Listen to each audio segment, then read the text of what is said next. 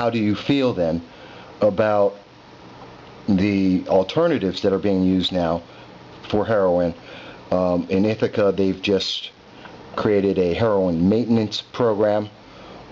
In Broome County, in particular, they're starting several programs to not arrest individuals, but to try and provide treatment, but that's government initiated.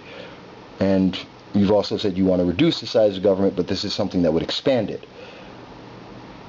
How do you reconcile that? No, I don't see a conflict there. I would say that so diverting offenders from overly punitive practices, yes, it is government intervention, but on the whole, we're talking about, again, eliminating a very cost-prohibitive approach. The cost-prohibitive approach being, lock them up and throw away the key without any, without addressing the real issue. The real issue is that this person is addicted to something and likely does not want to be addicted to that substance. Okay. So I think it is appropriate for government to take reasonable measures to assist this person in fixing their addiction. Okay. And becoming a contributing member of society. Getting back into the workforce and contributing to our society. Okay. And I think the disintegrative approach is counterproductive, and I think that is where you see more of an overstep of government, because that really is what's growing government. Is in terms of criminal justice, that if you're incarcerating people for extended periods at a time, these people need to be watched, facilities need to be run, and on and on. Okay. So no, I support that. I support these diversion programs, methadone, etc. Okay. Let me ask you a different subject, which is also a hot button issue both in the district and across the nation, which is the Second Amendment. I believe you have a Facebook page for yourself, which I see the last time you had made a comment on it was back in June of 2012. Is that correct? I am looking at it has your picture. Yeah, I haven't been active on social media for some time, so that account is pretty old, yeah. Yeah. And one of the things I see in that page that you had shared, one of the articles that you shared from 2012, was in reference to school shootings, which is obviously a very hot button issue across the nation. This is a February 28th article by Slate.com, which is titled School Shootings by the Numbers. And one of the things in that article that you forwarded out is a quote which is going by the data from sociologist Jesse Klein, who alleged that one of the bullet points is that another substantial fraction, this is addressing what are the causes of school shootings. And in that article it states that one of the causes, or one of the factors, is another substantial fraction where boys involved in dating or other sexual violence against girls. Do you believe that school shootings are affected by or are affected by boys involved in dating? Well, for starters, it was 4 years ago since I've read that article. Okay. So the purpose for posting that article was, and I believe the account that you're referencing, years ago I taught at Mohawk Valley Community College. And I used that Facebook account at that time to post articles in order to engage students to stimulate conversation regarding what's going on in the criminal justice system. Okay. So the opinions, of that article and the data that's cited, etc., do not necessarily reflect my views on these issues. Okay. It just caught my attention, and that's why I was asking about it. Sure. Wanted to make sure. And if anyone else saw it, I want them to understand what the context is. So I wanted to give you that opportunity. And Sure. So that would be the context. That would be the context is that I provide educational resources as much as I possibly can for my students, Okay. so that we can foster a conversation, so that we can discuss these issues. Not a problem. That explains, that may be, and that was the reason for that Facebook page, I take it. Absolutely. Yeah, that page was created so that I could interact with students. Okay. It's just some of the articles are somewhat controversial, and obviously many people do search for candidates and what they've done in social media.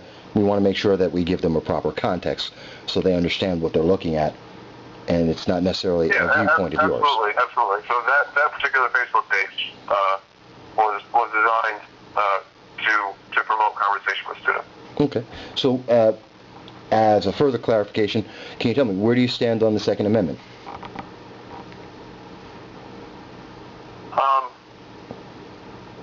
I believe in the right to bear arms. I myself am a sportsman. I hunt. So I guess in short, I support the possession of firearms for United States citizens. Okay. Does that mean? And I know this issue is way more complicated than that one simple statement. Well, yeah, a little bit, but as just as a simple example, let me ask: would you oppose the executive orders by President Obama?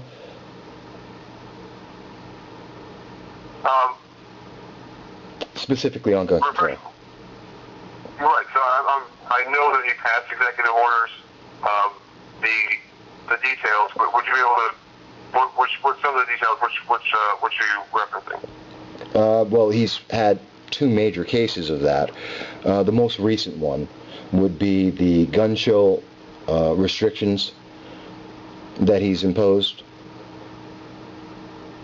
Okay, so the theory is if you go to a gun show, that there are no background checks, etc. That was his proposition, yes. Here's where I stand on this, and this is where I think something could get done. Is that I would support, and I think as the president has said, sensible background checks, provided that our mental health system is also evaluated, because I believe that our mental health system has changed since the 1960s, and what I'm referencing is deinstitutionalization. There was a movement, and I believe it was a legitimately motivated movement, to say that those that have mental illnesses in our society, given that at the time many of them were housed in institutions, the movement was can we provide adequate care to these individuals in the community? And the way I've often said this is, just as if someone has diabetes, right? I mean, by no fault of their own, you have this disease. So if we can provide adequate care for those with mental illnesses in the community, and let them live productive lives, then that's a great goal. But what we see and what has been borne out in the data is that with the closure of so many different mental health facilities, what we see more and more is that either people with mental problems are either homeless or incarcerated. If you look at the data on how many people with diagnosable mental illnesses are currently incarcerated in our country, it's troubling. So it's kind of an in or out sort of deal that you have untreated individuals that are struggling with mental illnesses. Is there a possibility that that they're getting their hands on guns, illegal guns, etc., and perpetrating some of these horrendous acts? So with that in mind, if I were to have that conversation about what the appropriate level of background checks would be, part of that conversation would also have to be an evaluation of our mental health system. Okay. We don't, we're running out a little of time. Let me ask one final question in reference to, let's go to international issues, in particular the Iran nuclear deal, which is yet another hot button issue, something that's been addressed several times in many of the debates and is a concern for many people across the nation as well as the district. Do you support the Iran nuclear deal?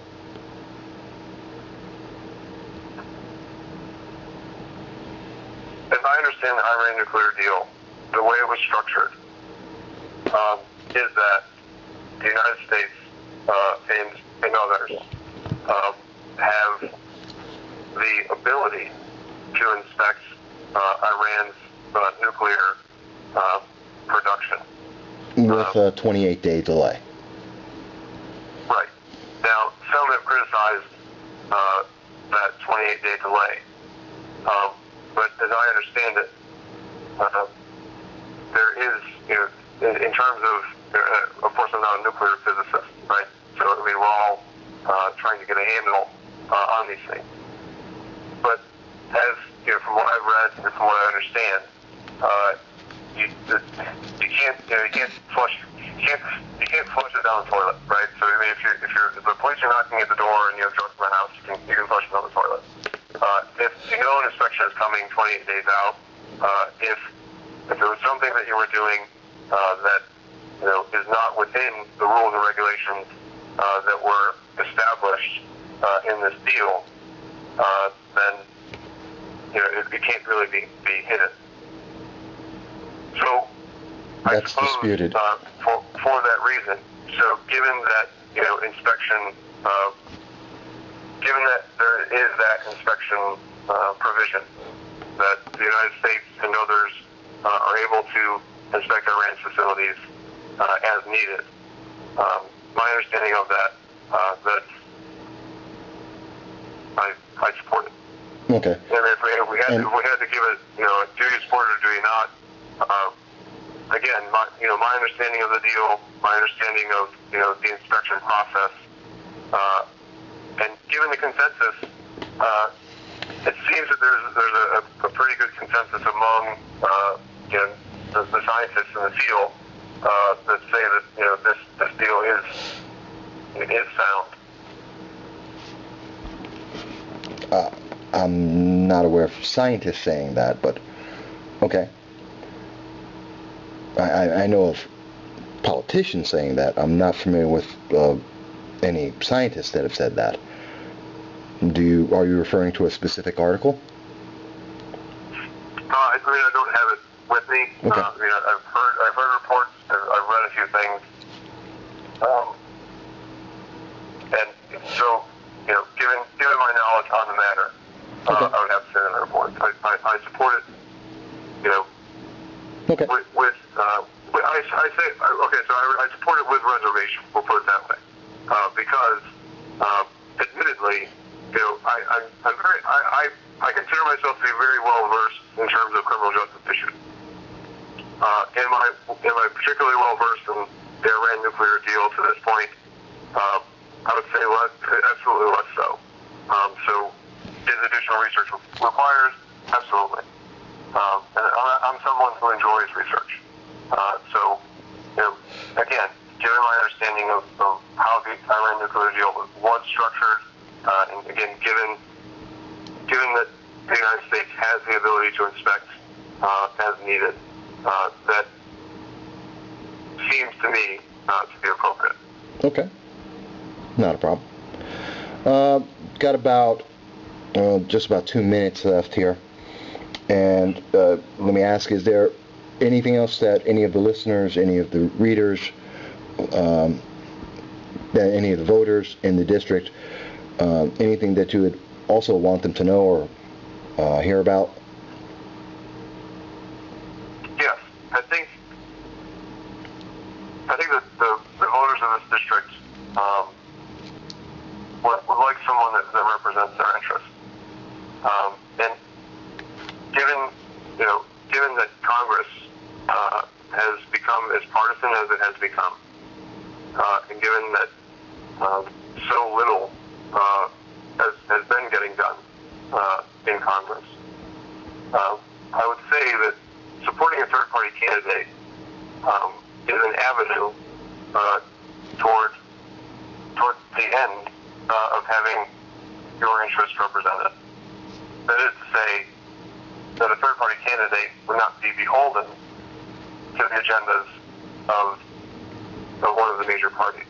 And I think we're seeing more and more, and I think the electorate is realizing this more and more, is that it's becoming a false dichotomy. A false dichotomy between Republicans and Democrats. That, as I was mentioning earlier, is there a symbiosis between big government and big corporations such that their agendas, their